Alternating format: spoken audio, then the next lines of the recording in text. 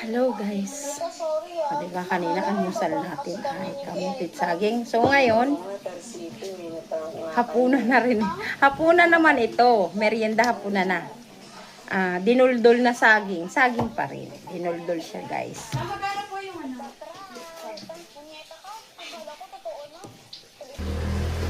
Guys, ayun tayo. Mainit pa?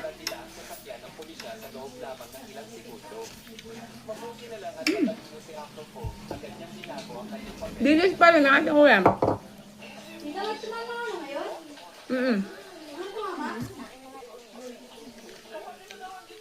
Init, ang banas.